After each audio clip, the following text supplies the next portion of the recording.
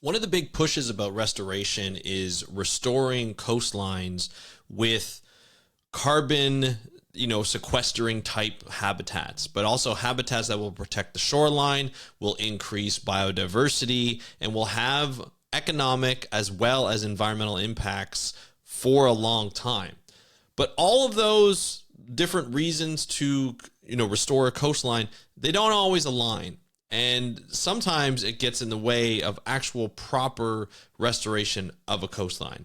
So we're going to talk about Thailand, and we're going to talk about the budding mangrove restoration and some of the concerns that surround it with blue carbon, some private and public partnerships, and where and how restoration is actually done. We're going to talk about that on today's episode of the How to Protect the Ocean podcast.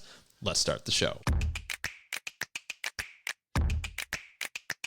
Hey everybody, welcome back to another exciting episode of the How to Protect the Ocean podcast. I'm your host, Andrew Lewin, and this is the podcast where you find out what's happening with the ocean, how you can speak up for the ocean, and what you can do to live for a better ocean by taking action. This is where you find all things about the ocean, and you can find out more information if you go to the website speakupforblue.com, or you can also sign up for our newsletter at speakupforblue.com // newsletter. You will get a newsletter sent to your inbox Monday to Friday that details the latest podcast episodes, the latest videos, because this is a video podcast, as well as some of the new news that's happening in and around the ocean, and some new jobs that are available too if you're looking for a career. So lots of things to look for. Speakupforblue.com / newsletter. And then if you just want the regular website with a number of different podcasts on it, go to speakupforblue.com.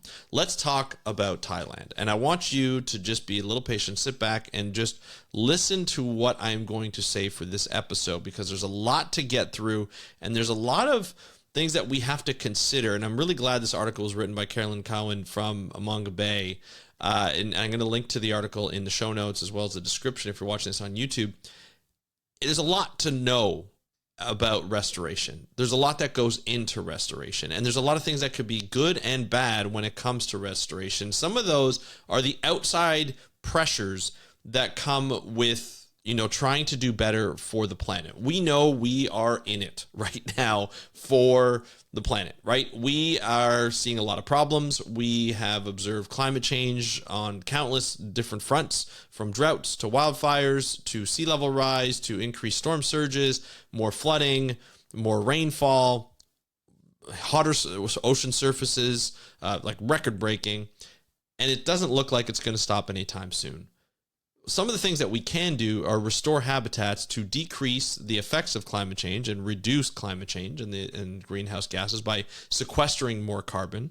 But what we can also do is protect the coastlines more, just as they originally did when these coastlines were intact, right? They provided not only security from tsunamis or storm surges, but they provided biodiversity so that people can fish and people can live off of, enjoy the fruits of the labor of having healthy mangroves, and also just a stable ecosystem, right? Which again provides security, provides natural resources ability, and just makes everything better. Like, let's be honest, it just makes everything better.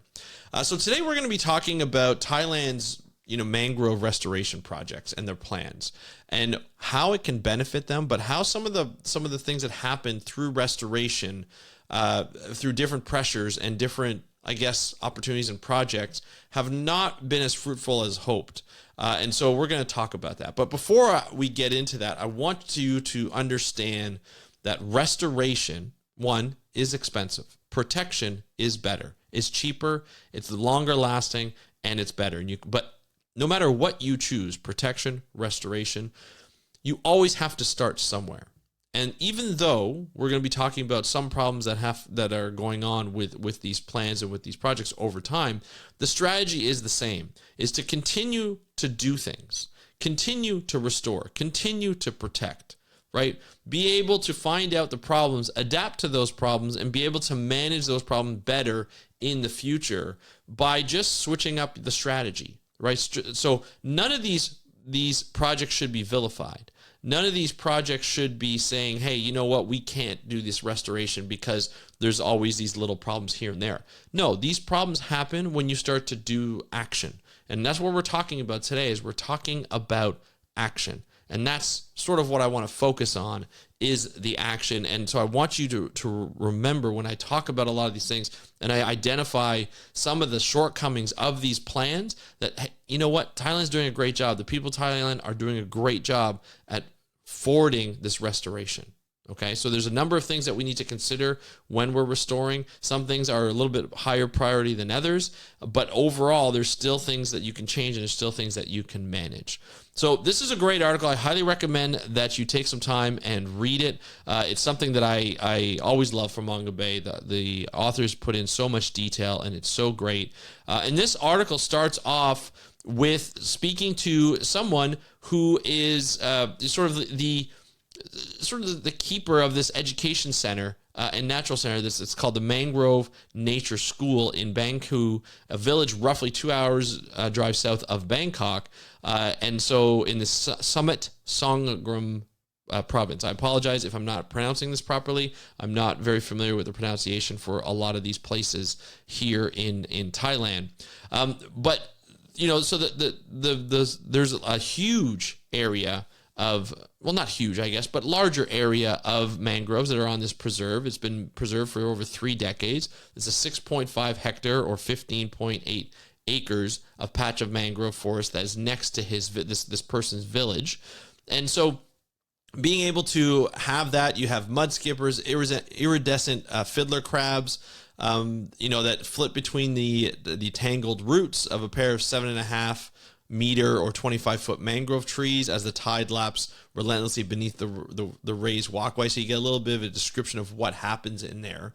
And when they start to look at this coastline, they start to see a reminder that there is some eroding of the coastline that's rapidly eroding. In Thailand's Department of Marine and Coastal Resource Management estimates that parts of the Gulf of Thailand lose up to 5 meters or 16 feet of land to the sea level rise per year. And we're going to talk about sea level rise as well as coastal development in a little bit. Now, I want to go a bit into the history of Thailand's mangrove areas and the sort of degradation that we've seen over that time, because I think it's important to have sort of a knowledge of where they were, where they've been, and how it's going right now. So in 1961, there was estimate coverage that was at 352,000 hectares in 1961, and it dropped to 160,000 hectares by 1996. So that's a huge, huge drop. So in 1996, they realized, hey, hold on a second, we need to build up our mangroves, because they provide a lot of services. So they provide, first of all, security. So when a tsunami comes through, the areas that have intact mangrove habitats dispel the energy, right? They basically dissipate that energy of waves that comes over the top and through the mangroves, so that by the time it gets to some of the villages and towns that are beyond the mangrove areas, like that 50-meter swath that they like to keep in Thailand, then the energy is a lot less, the destruction is a lot less, lives are saved, and it's a lot better. So having an intact and healthy mangrove forest is great from a security standpoint. It's also great from a biodiversity standpoint. There's lots of fishing that can go on. It can feed local fishing villages for a lifetime and more, in generations, if you have that healthy area, right? Plus you have the diversity, you get a lot of birds. Having biodiverse areas is meaning you have a stable coastline, meaning that, when you have all these different animals that take part in sort of taking care of these habitats, from making sure that invasive species get eaten and taken away, or that certain everything is all balanced and stable, then you start to have some good things happening there. So that's all good from there. So having a biodiverse area, healthy mangroves that can help with security is a huge, huge impact. Then there's also the carbon credits that you can get, that they're a carbon sink. So they sequester carbon by continuing to build and regrow and regenerate through mangroves, right? Mangrove trees. They are a tree, and they tend to sequester 4 times the amount of, up to 4 times, maybe even more, of regular trees that we normally talk about when we talk about blue carbon projects. So they are a blue carbon community, a habitat, and something that we need to focus on. We did talk, and I'll put the link in the show notes, recently with World Economic Forum about one of their projects to restore mangroves in a lot of different places in the tropics. And, so that it's obviously a worldwide and global initiative to do this, but in Thailand, it's big. Now, 160,000 acres down to 160,000 acres in 1996. The response to that and the increase in planting these types of mangroves increased by 50% by the time, I think it was 2000 and, so here it is right here, or I guess right now, 2024, now has 248,400 hectares. So it's a 50% increase of mangrove cover, according to UNESCO figures, which is great. That's the 50% coverage from 1996. That's big, and is 46,400 of those acres are managed for conservation as national parks or wildlife sanctuaries. So that's a big bonus. So we are seeing an increase in the coverage. Now, here's the thing. We are seeing mass plantings happening, and this is a lot of private and public sort of partnerships that are happening, where you will get companies who are saying, hey, you know what, we've planted a certain amount of trees, a certain amount of mangrove trees along this coastline, and we've done this and we've done that. And and it's great. And you get the companies that are being part of restoring the coastline, protecting Thailand, protecting people along those coastlines, and just the nature of it all, the biodiversity. That makes businesses feel good. It also shows that they're doing some good things, and it's good for their PR. And we've seen in the history of Thailand, in the past, we've seen a lot of degradation and removal for building like shrimp farms and development stuff. And so now to see these coastlines be naturalized is a good thing, right? We're starting to see that. And companies that are partnering with the government to be able to put these programs and have permission to plant in certain areas is a benefit, right? To see that. So you'll see a sloth in pictures that this company's putting together of these little mangrove shoots that are about yay big, maybe a foot and a half high, and they're being planted in rows, and they're like, planted together and so forth.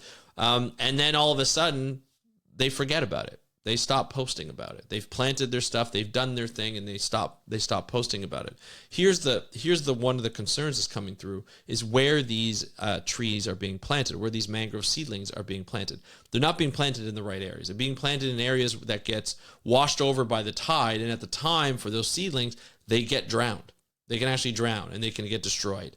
And so these shoots that you see will eventually die because they will die. They will drown. They won't get enough air. They won't get enough non-coverage of ocean, and they will dissipate and they will get destroyed. So all that money that was put in to, grow the seedlings and to create the seedlings and bring them over to certain areas, the time it takes and the team building it does for these companies and the feel good, all that work, all that effort, all that money washed away with the ocean, literally washed away, right? So these efforts are not as good as that first preserve that we talked about at the beginning of this show, right? When I went through it, where it's like 6.4 hectares of, mangrove forest that is planted carefully, right? It's planted together so that the roots intertwine, so that they're stronger together, right? That are planted in specific areas where the ocean's not going to wash over them as they're growing and not going to kill them, right? When we talk about restoration, this is what I talked about at the beginning, is that there are certain places where you will restore, and there are certain places where you won't restore. And it does not matter if there were mangroves that were there before. The fact that there's been a lack of mangroves for 10, 20, 30, 40 years could make that like historic site not appropriate for planting mangroves anymore, or for a mangrove habitat, because it changes over time. If you don't have mangroves, you don't have the land, because that gets eroded away from the water, from the ocean, and from the tides coming in and out. So you don't have that space. That's gone. The fact that sea level is rising in a lot of these island areas, and the fact that there is less of a stability because of lack of mangroves, can change an area. So something that was historically a mangrove habitat 30 years ago, 40 years ago, even 10 years ago, may not be appropriate to be a mangrove habitat now, and may need to be built up, which can take a lot more money and a lot more time to do. But just saying, hey, we're just going to plant these areas because this company was going to pay for a lot of that and they want to be a part of this, that may not be the best area. So there needs to be better coordination of planning and the sites that need to do this. Now, I'm a former GIS guy. I'm still a GIS guy, but we used to work in GIS, and a lot of times when we talked about restoration, we would look at suitable areas. We'd have a map of the area, whether it be a coastline, whether it be on land. I did a lot of different things.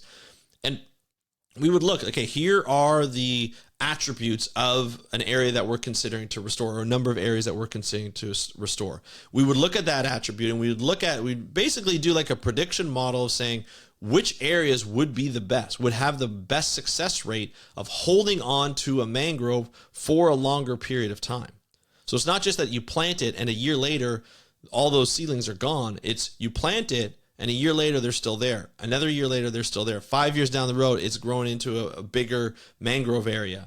10 years down the road, all right, now we have an established area. We're starting to see more biodiversity of ocean animals that are there, and mangrove animals, land, and we're starting to see like birds, coastal birds and seabirds come out. We're starting to see like nursing areas starting to develop, nursery areas.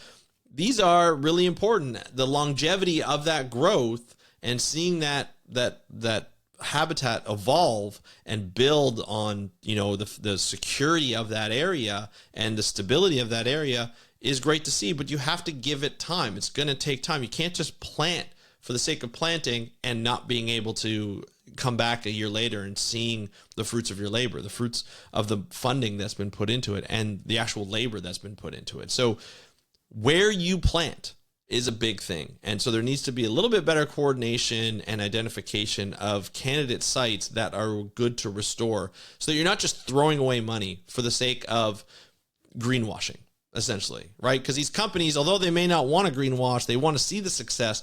They don't necessarily follow the success. So having programs where the companies can be in it for the long run, like in it to win it, really, to see that win and be able to report on that, or be able to show that through social media or through, talking to their clients or whatever business they're in.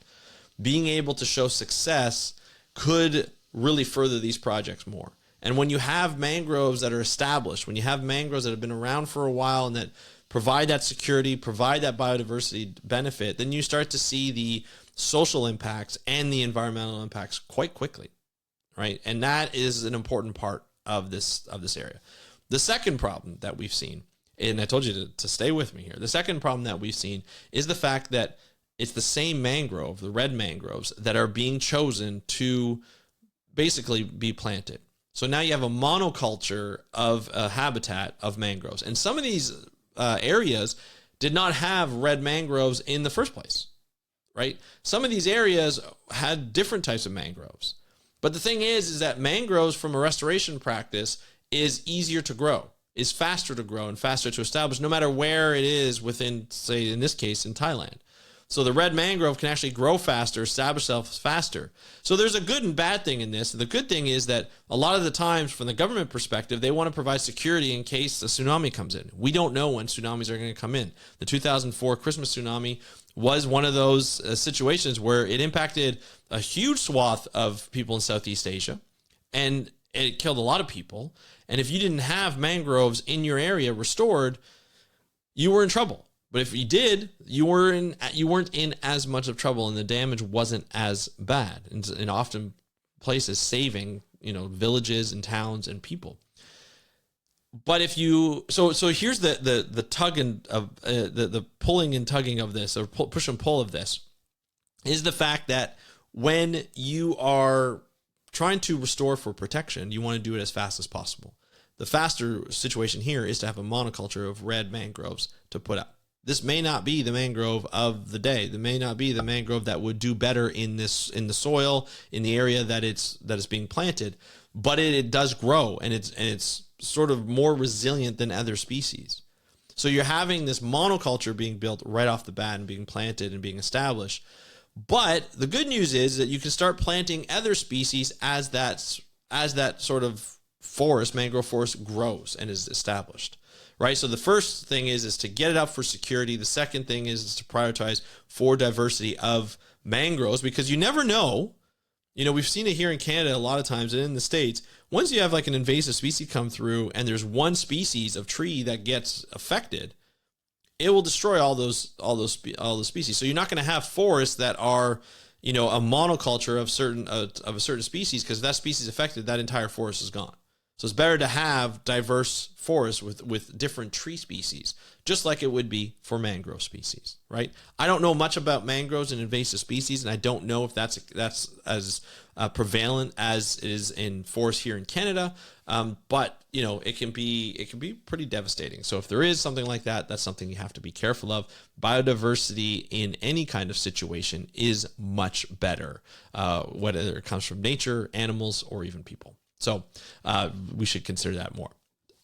Regardless, that is one of the downfalls of trying to build and create and establish a mangrove forest that is diverse, that is long-lasting, and that can help. But when you're trying to protect for security, you want that 50-meter swath of mangrove forests, so like from the coastline, that will help protect against any kind of tsunamis, right? So that's another one of those problems. Now, the third and final sort of concern that we have is the fact that we're starting to see a lot of companies and a lot of governments start to jump on this blue carbon train. And the situation of blue carbon is really interesting. From a perspective of reestablishing blue carbon habitats, so you have mangroves, seagrasses, salt marshes, and so forth, these are areas that could sequester multiple times more carbon than regular plants and trees, right? So like land plants and trees. So it's important to have these blue carbon habitats along the coastline. Now, the problem is that they're along the coastline. And a lot of times the coastline has been altered in many places around the world so that it is, you know, good for coastal housing and residences or hotels and tourism or things like that. But you still need those habitats in there. Like I said, for security, they have multiple benefits. But the blue carbon benefit is that it can sequester more carbon, help us with reducing the amount of carbon dioxide that is in the atmosphere. So having more of those blue carbon habitats planted is better. But there's a bit of a greenwashing train, as there always is, with a lot of private companies who are putting money into projects that may or may not be real in some cases, or they could be putting into projects where the location, just as I mentioned before, may not have been chosen right, but they can say, hey, we're doing stuff for, you know, carbon sequestration, and we're establishing more blue carbon habitats, but they don't stay for a long time, right? And so there's a push to do this type of work, but again, location matters, and trying to figure out which location is the best is a big thing. So having more blue carbon habitats will be better, but you have to be careful of the game of blue carbon. There's also carbon sequestration, which is like, do we sink plants and do we sink these seaweed type materials and aquatic plants and coastal plants that could absorb way more carbon than land plants and trees, and we sink them into the ocean to bury that carbon? That has not been perfected by any means. And there are very few projects that are going on that I know of that are successful in establishing that. And it's still in its early stages of doing that. We don't know the effect of sinking seaweed on mass levels in specific areas, the effect that will have on the deep sea. Just like we don't know what the effect is on deep sea mining, on the deep sea, we don't know the effect of sinking all the seaweed and what that's going to do in the future for our deep sea. So a lot of the carbon sequestration, blue carbon, you have to be careful. Although this is a very big key word within the conservation community and the climate change community, we do have to be careful and make sure that we are doing it properly, and not just for the sake of putting it up on your letterhead, a blue carbon company or a company that supports blue carbon habitats, or even, you know, the UN or you know, World Economic Forum or big organizations like that, international organizations, and even small to medium sized to large NGOs that are getting into this type of practice. they have to be careful that these programs are real and these programs are establishing long-term blue carbon habitats, right? Because they're not just blue carbon habitats, they provide biodiversity, they provide security. These are some big to-do habitats. So those are sort of the three problems that people have, especially in Thailand, when it comes to putting this forward. The other thing, there's one more, sorry, I forgot to mention, has to do with when you have private and public partnerships, you have private, companies who are buying up swaths of land, right? They have ownership in some cases over that land. And so the question comes is, if they pay for planting mangroves in specific areas, does that area become theirs to own, right? Or does it go back to the people of Thailand? Does it go back to the local villages of the people who live there? Do they lose their rights on those lands? Obviously, that's not what is wanted. That's not the outcome that's wanted. So people want to retain the ownership rights of their land, and they don't want to have it go to a company where they can just do whatever they want with it. And we know how companies are sometimes and many times, and that's something that can be very concerning. So that's sort of the final thing that happens. Now, overall, planting is great. Making sure that we have restoration location sites chosen for specific reasons of long-term restoration and establishment of mangrove areas will be key to ensuring that these mangroves stick around for a long period of time. You can have social economic benefits as well as environmental benefits. We can reduce climate change. We can have more blue carbon habitats along our coastline, naturalize our coastlines more, especially in Thailand, and just have a better planet after that. A lot of work still needs to be done, but there are great people that are doing the work in Thailand and across the world, and I think it's really great. Now, I know in my audience here, there are people who are in the business of restoration, whether it be corals, whether it be mangroves, whether it be seagrasses. I would love to hear your stories. I would love to interview you on this podcast for your story. So if you have a project that you've been working on, or you are someone who's been in this field for quite some time, I would love to hear from you. Reach out to me on Instagram at How to Protect the Ocean. I would love to hear your story to be that. So that's at How to Protect the Ocean. And everybody else, I'd love to hear what you think of this story, what you think of restoration in general, and some of the key concerns that we went through here today. I'd love to hear your overall thoughts. You can leave comments on Spotify, on YouTube in the comments section, or you can give me a shout out on or DM me on Instagram at How to Protect the Ocean. I want to thank you so much for having patience to listen. I know this has been quite an intuitive and long episode. We're almost at a half hour right now, but it's something that I want to go over for a long time. So thank you so much for joining me on today's episode of the How to Protect the Ocean podcast. I'm your host, Andrew Lewin. Have a great day. We'll talk to you next time, and happy conservation.